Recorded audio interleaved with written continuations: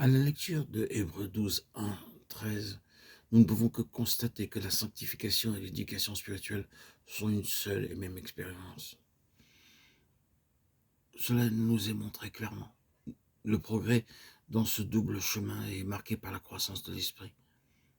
Lorsque l'esprit est vivifié, il est premièrement à peine capable de montrer son existence. Il est loin de pouvoir exercer sa maîtrise sur l'âme et le corps.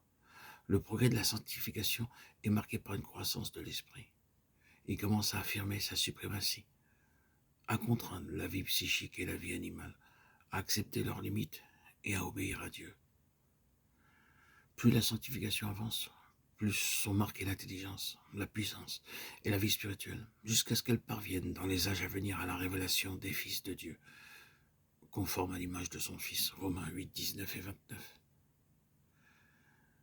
Cette éducation et cette sanctification sont le résultat de la marche, non selon la chair, mais selon l'esprit.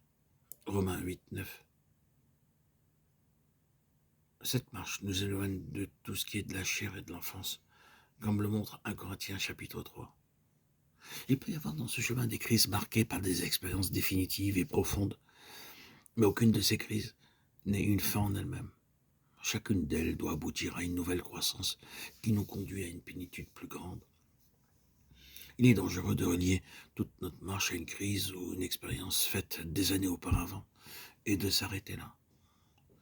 La distinction entre l'âme et l'esprit est la clé véritable de la sanctification. Car la sanctification ne doit pas être négative comme l'innocence, mais positive dans le sens qu'elle accompagne l'intelligence et la responsabilité spirituelle. L'état de fils, qui est une seule et même chose que la sanctification, est une question de responsabilité spirituelle et morale dans la maison de Dieu. Nous naissons enfants, nous sommes des fils adoptés. L'adoption dans le Nouveau Testament n'introduit pas un étranger dans la famille, mais celui qui est né dans la famille atteint sa majorité et devient le représentant responsable de son père avec des droits. Le chapitre 7 des Romains parle de la condamnation par la loi. Et la grosse question est celle de la délivrance de la mort, qui est devenue une chose si réelle, si terrible, si intolérable à cause du réveil spirituel expérimenté.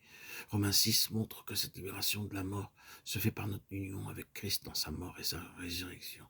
Romains 8 transfère la loi de l'extérieur, où elle agissait comme une obligation imposée à l'intérieur, où elle devient un pouvoir accordé. Ainsi, la nouvelle alliance est écrite dans l'esprit, par l'esprit du Dieu vivant. Voyez donc 2 Corinthiens chapitre 3 et 4. Cela nous aidera si nous pensons de nouveau à l'image mentale de Paul. Il avait dans sa pensée des gladiateurs dans l'arène. Souvenons-nous que sa lettre était adressée aux Romains et que ce sont des scènes familières pour eux qui y sont dépeintes. Lorsque le gladiateur victorieux avait reçu du juge le signal qui signifiait par le pouce dirigé vers le sol la sentence de mort pour son adversaire, il devait traîner le corps de sa victime autour de l'arène pour recevoir les applaudissements des spectateurs.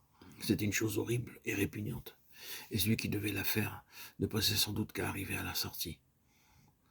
Paul se représente l'un de s'écriant en lui-même « Misérable que je suis, qui me délivrera de ce corps de mort ?»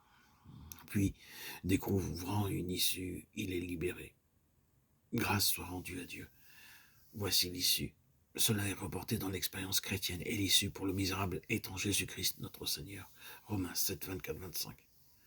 Cette délivrance a été expliquée plus pleinement par la mort, l'ensevelissement et la résurrection de notre Seigneur. La mort de Christ doit donc être expérimentée dans la vie du croyant par le secours du Saint-Esprit, par une identification délibérée de la foi. Alors, la résurrection de Christ est également expérimentée comme une puissance présente, libératrice et victorieuse, ou comme la puissance par laquelle le croyant, par son esprit, met à mort les œuvres de la chair.